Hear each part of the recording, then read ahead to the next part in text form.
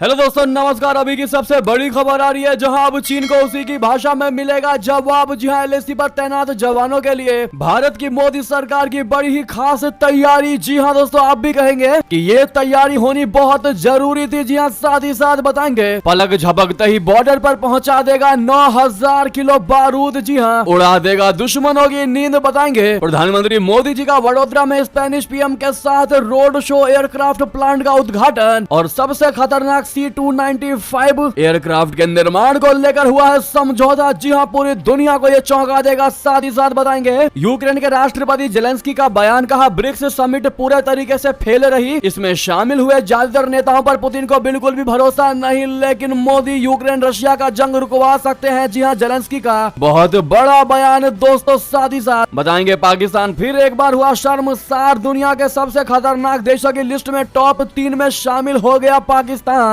तो वहीं अपने भारत का क्या है हाल, एक एक जानकारी आपको विस्तार से बताने वाले हैं। बस वीडियो को लास्ट तक आराम से बने रहेगा। और खबरों में आगे बढ़ने से पहले भारतीय सेना के शौर्य, बल, पराक्रम का पुरजोर समर्थन करते थे इस वीडियो को लाइक करके, चैनल को सब्सक्राइब करके, बेल आइकन दबा के कमेंट में जय हिंद अवश्य कहिएगा। बात करें पहली बड़ी खबर की, जहां अब चीन को उसी की भाषा में मिलेगा जवाब। एलएसी पर तैनात जवानों के लिए भारत की बहुत बड़ी और खास तैयारी। बता दें, चीन की चालबाजियों का बेहतर ढंग से जवाब देने के लिए भारत भी तैयारी में जुट गया है। इसके तहत सेना के 22 जवानों को चीन की मैंड्रिन भाषा की ट्रेनिंग दी गई है। इन जवानों ने गांधीनगर के राष्ट्रीय रक्षा यूनिवर्सिटी यानी RRU से पीजी डिप्लोमा कोर्स पूरा किया। जवानों को यह कोर्स भारतीय सेना के खास सहयोग से कराया गया है। ये जवान भारतीय सेना की पूर्वी कमांड में शामिल है और चीन के साथ लगी 3488 किलोमीटर लंबी सीमा पर तैनात है। चीनी भाषा में दक्ष होने के बाद सीमा पर पड़ोसी देश के साथ फ्लैग मीटिंग सैन्य बातचीत में आसानी होगी। भारतीय सैनिकों का चीनी भाषा में डिप्लोमा बेहद अहम वक्त पर पूरा हुआ है। गौरतलब है कि हालिया ब्रिक्स सम्मेलन के दौरान प्रधानमंत्री मोदी और चीनी राष्ट्रपति जिनपिंग की बातचीत हुई है। अब ऐसे में दोस्तों, इस भाषा को सीखने के बाद भारतीय सेना वाकई में चीन को करारा जवाब दे पाएगी, वो भी बेहतरीन तरीके से उसी के भाषा में। जी हां, साथ ही साथ आपको बता दें बिग ब्रेकिंग न्यूज, पलक झपकते ही बॉर्डर पर पहुंचा देगा 9000 किलो का बारूद। C-295 उड़ा देगा दुश्मनों की नींद। दोस्तों, प्रधानमंत्री मोदी जी ने सोमवार को गुजरात के वडोदरा में C-295 विमान निर्माण सुविधा का उद्घाटन किया। ये मेक इन इंडिया पहल के तहत विमानन क्षेत्र में एक बहुत बड़ा कदम है। प्रधानमंत्री मोदी ने टाटा एडवांस्ड सिस्टम लिमिटेड यानी TASL के टाटा एयरक्राफ्ट कॉम्प्लेक्स का उद्घाटन स्पेन के प्रधानमंत्री पेड्रो सांचेज की उपस्थिति में किया गया। इस दौरान प्रधानमंत्री मोदी जी ने कहा कि टाटा एयरबस C-295 विमान संयंत्र में देश की माइक्रो, स्मॉल और मीडियम इंटरप्राइजेज द्वारा कम से कम 18,000 पुर्जों का निर्माण किया जाएगा, जिससे नए रोजगार के अवसर भी उत्पन्न होंगे। दोस्तों, आपको बता दें मोदी जी का वडोदरा में स्पेनिश पीएम के साथ रोड शो भी हुआ है। एयरक्राफ्ट प्लांट का उद्घाटन भी किया। भारत में C-295 बनेगा, ये हमने आपको बताया, और इसमें स्पेन भारी मदद करने वाला है। आपको बता दें दोस्तों, रोड शो के दौरान दिव्यांग लड़की ने एक चित्र बनाया, जिसके बाद अचानक रोड शो के बीच में उतर गए प्रधानमंत्री मोदी जी और स्पेन के राष्ट्रपति पेड्रो सांचेज। रोड शो के दौरान एक दिव्यांग लड़की उनको तस्वीर देती है। प्रधानमंत्री मोदी और राष्ट्रपति पेड्रो सांचेज दोनों गाड़ी से उतरकर लड़की का धन्यवाद करने के लिए जाते हैं। प्रधानमंत्री मोदी और राष्ट्रपति पेड्रो सांचेज लड़की से हाथ मिलाते हैं, जिसके बाद वो लड़की वीडियो में बेहद खुश नजर आती है। ऐसे में प्रधानमंत्री नरेंद्र मोदी जी का और पेड्रो सांचेज का प्यार देखकर लड़की काफी ज्यादा खुश नजर आई है। साथ ही साथ आपको बता दें, जेलेंस्की ने कहा कि मोदी यूक्रेन रशिया जंग को कभी भी रुकवा सकते हैं, लेकिन ब्रिक्स समिट रही है फेल। इसमें शामिल हुए ज्यादातर नेताओं पर पुतिन को बिल्कुल भी भरोसा नहीं। जी हां, यूक्रेन के राष्ट्रपति व्लादिमीर जेलेंस्की ने कहा कि प्रधानमंत्री मोदी रशिया यूक्रेन जंग को खत्म करवाने में बड़ी भूमिका अदा कर सकते हैं। टाइम्स ऑफ इंडिया को दिए एक इंटरव्यू में यूक्रेन के राष्ट्रपति ने कहा कि हम चाहते हैं कि दूसरी यूक्रेन पीस समिट नई दिल्ली में हो। मोदी चाहे तो ऐसा कर सकते हैं। जेलेंस्की ने कहा कि मोदी आबादी और इकोनॉमी के हिसाब से एक बहुत बड़े देश के प्रधानमंत्री हैं। किसी भी संघर्ष के रोकने में भारत और मोदी का बड़ा असर हो सकता है। पीएम मोदी की तरफ से यूक्रेन और रशिया के बीच बातचीत कराने की संभावना पर उन्होंने कहा कि बिल्कुल वे ऐसा कर सकते हैं। यूक्रेनी राष्ट्रपति ने कहा कि ब्रिक्स समिट फेल हो गई, इसमें एकता का अभाव दिखा। समिट में ब्राजील के नेता नहीं पहुंचे। ब्रिक्स समिट में कई देशों के नेता मौजूद थे, लेकिन इसमें ज्यादातर ऐसे थे जिन पर पुतिन को भरोसा नहीं है। सऊदी अरब को संगठन में शामिल होने के लिए न्योता भेजा गया था, लेकिन वो शामिल नहीं हुआ। पुतिन इस समिट के जरिए दुनिया के बड़े हिस्से को अपनी तरफ लाना चाहते थे, लेकिन वे ऐसा ना कर सके। जेलेंस्की ने कहा कि रशिया की इकोनॉमी को कमजोर करके जंग को रोका जा सकता है। कई लोग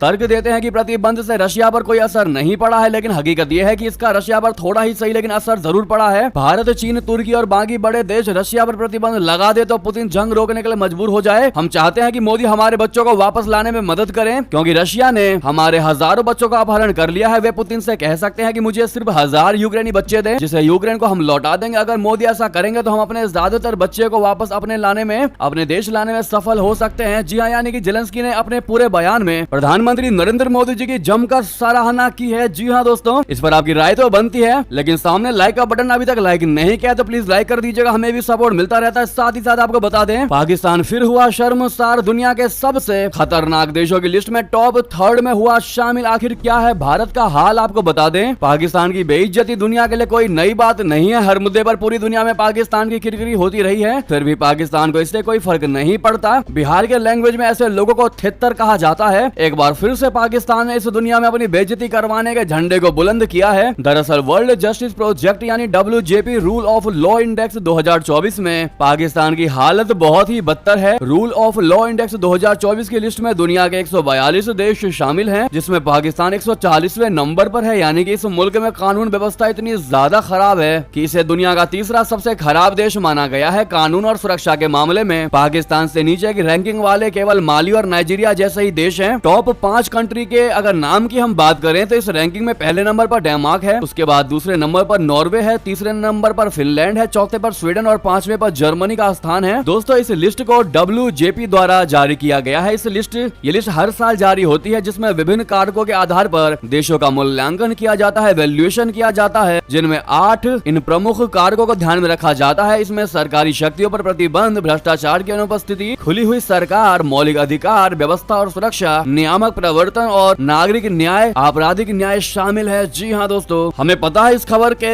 दौरान आपके मन में यह सवाल जरूर उठा होगा कि भारत कौन से नंबर पर है और भारत की क्या स्थिति है इस लिस्ट में। तो आपको बता दें, world justice project rule all law index 2024 की रिपोर्ट के अनुसार इस बार की सूची में अधिकांश देशों की रैंकिंग में गिरावट दर्ज की गई है। भारत इस लिस्ट में 142 देशों की रैंकिंग में 98वें स्थान पर है। तो आप अंदाजा लगा सकते हैं, भारत से अपने आप को कंपेयर करने वाला पाकिस्तान 142 देशों की लिस्ट 140वें स्थान पर है, जबकि अपना भारत 98वें स्थान पर है। जी हाँ दोस्तों, ऐसे में इस लिस्ट आने के बाद आपकी क्या राय है बताना मत भूलिएगा। साथ ही साथ बता दें, फिर एक बार खुली ट्रूडो के झूठ की पोल। निज्जर केस में पुलिस चीफ ने कहा कोई भी पुख्ता सबूत नहीं है। जी हाँ, खालिस्तानी आतंकी निज्जर मर्डर केस पर कनाडाई प्रधानमंत्री ने क्या कुछ नहीं कहा। जस्टिन ट्रूडो ने इस मुद्दे पर भारत से रिश्ते खराब करने में कोई कसर नहीं छोड़ी, भारतीय राजनयिकों पर गंभीर आरोप लगाए। ट्रूडो के इतना सब करने के बाद अब कनाडा के पुलिस कमिश्नर कह रहे हैं कि इस हत्याकांड में भारत के संलिप्तता को लेकर कोई सबूत नहीं है। कमिश्नर का बयान हैरान करने वाला इसलिए भी है क्योंकि उनका स्टेटमेंट ट्रूडो के उस बयान को सिरे से खारिज करता है, जिसमें कनाडाई प्रधानमंत्री ने भारत सरकार पर सीधे आरोप लगाए थे। दरअसल खालिस्तानी आतंकी हरदीप सिंह निज्जर की हत्या पिछले साल जून में कनाडा के वैंकूवर में हुई थी। निज्जर को गुरुद्वारे के बाहर गोली मारी गई थी। ये मामला भारत और कनाडा के बीच उच्च दांव वाले कूटनीतिक गतिरोध में बदल गया है। अब रॉयल कैनेडियन माउंटेड पुलिस यानी RCMP के कमिश्नर माइक डूहेम ने कनाडा के CTV न्यूज को इस मामले पर बहुत बड़ा बयान दिया। डूहेम का बयान ट्रूडो के आरोपों से बिल्कुल भी मेल नहीं खाता। उन्होंने कह दिया है कि निज्जर केस में पुलिस को कोई भी पुख्ता सबूत नहीं मिले हैं। जी हाँ दोस्तों, जो कि ट्रूडो सरकार के उस झूठे आरोपों को सिरे से खारिज करने में एक बेहतरीन बयान साबित हो सकता है। जी हाँ, साथ ही साथ बता दें, जम्मू कश्मीर के लोगों के लिए जान भी है कुर्बान। दोस्तों, चुनाव के बाद वापस जेल चले गए इंजीनियर राशिद। बता दें, जम्मू कश्मीर के बारामूला से सांसद शेख अब्दुल राशिद ने अंतरिम जमानत की अवधि खत्म होने के बाद सोमवार को दिल्ली में तिहाड़ जेल में आत्मसमर्पण कर दिया। इंजीनियर राशिद को टेरर फंडिंग के मामले में गिरफ्तार किया गया था। NIA ने 2017 में राशिद को UAPA के तहत गिरफ्तार किया था, जिसके बाद से वो 2019 से तिहाड़ जेल में बंद है। अतिरिक्त सेशंस कोर्ट ने जम्मू कश्मीर विधानसभा चुनाव के दौरान प्रचार करने के लिए इंजीनियर राशिद को 10 सितंबर को अंतरिम जमानत दी थी। इसके बाद कोर्ट ने रशीद के पिता के स्वास्थ्य को देखते हुए उनकी अंतरिम जमानत 28 अक्टूबर तक बढ़ा दी थी। NIA ने कहा था कि उसके दस्तावेजों का सत्यापन कर लिया गया है और वो आरोपी के पिता की स्वास्थ्य की स्थिति की वजह से जमानत याचिका का विरोध नहीं कर रहे हैं। कोर्ट ने इससे पहले उनकी नियमित जमानत याचिका पर आदेश स्थगित कर दिया था। सोमवार को तिहाड़ जेल में आत्मसमर्पण करने से पहले अब्दुल राशिद ने कहा कि वो जम्मू कश्मीर के लोगों के लिए अपनी जान कुर्बान करने को तैयार है।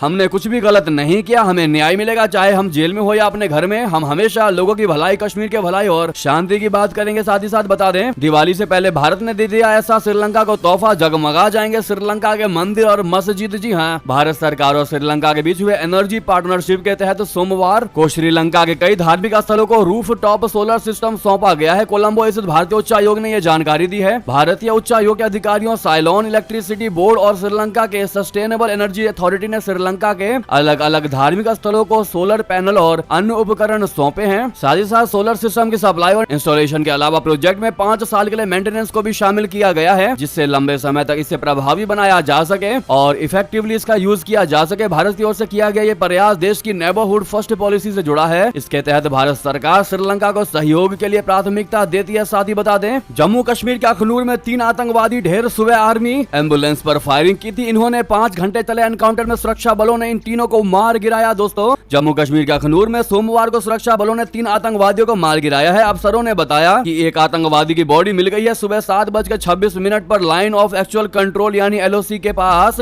भट्टल इलाके में इन आतंकियों ने आर्मी एम्बुलेंस पर फायरिंग कर दी थी। हालांकि इसमें जान माल का कोई नुकसान नहीं हुआ। आतंकी फायरिंग के बाद जंगल की ओर भाग गए थे। ये सेना ने इलाके को घेर कर सर्च ऑपरेशन चला दिया। करीब 5 घंटे की मशक्कत के बाद तीनों आतंकवादियों को ढेर कर दिया गया। इससे पहले 24 अक्टूबर को बारामूला में सेना की गाड़ी पर आतंकवादियों ने हमला किया था, जिसमें 3 जवान और 2 पोर्टर की जान गई थी। जी हाँ, सुरक्षा बलों ने बताया है कि आतंकवादी भट्टल इलाके में जंगल से लगे शिव आसन मंदिर में एक मोबाइल ढूंढ रहे थे। उन्हें किसी को कॉल करनी थी। इसी दौरान आर्मी की एम्बुलेंस गुजरी और आतंकवादियों ने फायरिंग शुरू कर दी। बताया जा रहा है कि आतंकवादी पिछली रात बॉर्डर पार करके अखनूर में आए थे। साथ ही साथ आपको बता दें, शिंजो आबे की पार्टी 15 साल बाद बहुमत से चूक गई। दोस्तों, जापान में किसी को बहुमत नहीं मिला। प्रधानमंत्री इशिबा ने कहा कि हार के बाद भी पद पर बना रहूंगा। जी हां, जापान में सत्ताधारी लिबरल डेमोक्रेटिक पार्टी यानी LDP गठबंधन को संसद में बहुमत नहीं मिल पाया है। शिंजो आबे की पार्टी LDP को सिर्फ 191 सीटें मिली हैं और उससे 65 सीटों का नुकसान हुआ। पिछले 15 साल में पार्टी का ये सबसे खराब रिजल्ट है। LDP और उसके सहयोगी पार्टी कोमिटो को कुल मिलाकर 215 सीटें मिली हैं। सरकार चलाने के लिए गठबंधन को 233 सीटें हासिल करनी होंगी। जापान के प्रधानमंत्री शिगेरू इशिबा ने पिछले महीने पार्टी अध्यक्ष के पद का चुनाव जीता था, जिसके बाद वे देश के प्रधानमंत्री बने थे। इसके बाद इशिबा ने चुनाव कराने का ऐलान किया था। चुनाव परिणाम के बाद जापानी PM ने कहा कि चुनाव परिणाम उनके पक्ष में नहीं आए हैं। जनता ने कठोर फैसला सुनाया है। वे विनम्रता से इसे स्वीकार कर रहे हैं, लेकिन फिलहाल वे किसी और दल को जोड़ने की कोशिश नहीं कर रहे हैं। साथ ही साथ बता दें, 27 अमीर देशों के साथ बड़ी डील के मुहाने पर अपना भारत बस एक शर्त पर अड़ चुका है। क्या झुकेंगे भारत के सामने ये मुल्क या नहीं? बता दें, भारत और यूरोपीय संघ यानी EU के बीच मुक्त व्यापार समझौता FTA मुहाने पर है। बस भारत की एक ऐसी शर्त है जिस पर वो रत्ती भर टस से मस होने को तैयार नहीं है। अब इसी शर्त से तय होगा कि भारत के साथ 27 मुल्क के बीच मुक्त व्यापार समझौता परवान चढ़ता भी है या नहीं। दोस्तों, हाल में वाणिज्य और उद्योग मंत्री पीयूष गोयल ने साफ कर दिया कि अगर यूरोपीय संघ भारत से डेयरी सेक्टर खोलने पर जोर देता रहा तो FTA नहीं हो पाएगा। दरअसल डेयरी सेक्टर में लाखों किसान लगे हुए हैं। इस सेक्टर को खोलने से इन किसानों की आय पर प्रतिकूल असर पड़ सकता है। ये उत्पाद देश की खाद्य सुरक्षा से सीधे जुड़े हुए हैं। ऐसी स्थिति में पूरी तरह से खोलने से विदेशी कंपनियों के हाथ में महत्वपूर्ण संसाधन और उत्पादन पहुंच सकते हैं, जो खाद्य सुरक्षा के लिए खतरा बन सकता है। तो वही बता दें, पाकिस्तान को हो रहा पछतावा। वित्त मंत्री मोहम्मद औरंगजेब ने भारत के साथ व्यापार रोकने पर कह दी ये बात। दोस्तों, 5 अगस्त 2019 को जम्मू कश्मीर से अनुच्छेद 370 के खत्म होने के बाद पाकिस्तान ने भारत के साथ सभी तरह का व्यापार बंद कर दिया था। आप सभी जानते ही हैं। हालांकि पिछले 5 सालों में पाकिस्तान की अर्थव्यवस्था अत्यंत दयनीय स्थिति में पहुंच चुकी है। इसी को लेकर पिछले कई महीनों से पाकिस्तान में भारत के साथ फिर से व्यापार शुरू करने की चर्चा जारी है। पाकिस्तान के अंबानी कहे जाने वाले मियां मानशाह से लेकर पाकिस्तान के कई अन्य दिग्गज उद्योगपति भारत से व्यापार को फिर से शुरू करने की गुहार लगा रहे हैं। पाकिस्तान के वित्त मंत्री मोहम्मद औरंगजेब ने कहा कि पड़ोसियों के साथ व्यापार न करना बिल्कुल बेतुका रवैया है पाकिस्तान के हुक्मरानों का। बता दें कि पाकिस्तानी वित्त मंत्री से क्षेत्रीय देशों में खासकर भारत के साथ व्यापार बढ़ाने को लेकर सवाल किया गया था। जब 370-35A को निरस्त किया गया था, उस समय पाकिस्तान बड़ा ही लाइटबाजी में आकर के भारत के साथ ट्रेड को बंद कर दिया। दोस्तों, लेकिन ट्रेड को बंद करने के बाद पाकिस्तान और ज्यादा गर्त में चला गया, यानी कि इसे कहते हैं अपने ही पैर पर कुल्हाड़ी मार लेना, जो पाकिस्तान ने किया है। दोस्तों, इस पर आपकी क्या राय है? लेकिन अभी तक वीडियो को लाइक नहीं किया आपने तो प्लीज लाइक कर दीजिए। साथ ही साथ आपको बता दें, जेल में बंद है इमरान खान, लेकिन दर्द ब्रिटेन को क्यों हो रहा है? रिहाई के लिए 20 से भी ज्यादा MPs ने पाकिस्तान सरकार से कर दी अपील। दोस्तों, पाकिस्तान के पूर्व प्रधानमंत्री इमरान खान को यूनाइटेड किंगडम के सांसदों का समर्थन मिला है। ब्रिटिश सांसदों ने इमरान खान की रिहाई के लिए UK सरकार से पाकिस्तानी सरकार से बातचीत करने की अपील की है। बता दें कि इमरान खान भ्रष्टाचार और देशद्रोह के कई मामलों में 1 साल से अधिक समय से जेल में बंद हैं। ब्रिटिश सांसदों ने उनकी गिरफ्तारी को सरकार के विपक्षी आंदोलनों को दबाने के राजनीतिक एजेंडे का हिस्सा बताया है। ब्रिटेन के 20 से अधिक सांसदों ने लिवरपूल रिवर साइड के सांसद किम जॉनसन के पत्र के माध्यम से एक अपील पर हस्ताक्षर किए हैं। इसी बीच दोस्तों, ये थे भी की सारी बड़ी खबरें। आपको खबर कैसी लगी कमेंट में बताना मत भूलिएगा। लगे हाथों वीडियो को लाइक करके चैनल को सब्सक्राइब करके बेल आइकन दबा के जय हिंद कह दीजिएगा और साथ ही साथ वीडियो को शेयर कर दीजिएगा व्हाट्सएप, फेसबुक, ट्विटर पर। मिलते हैं अगली खबर में। बहुत बहुत धन्यवाद। जय हिंद, जय भारत।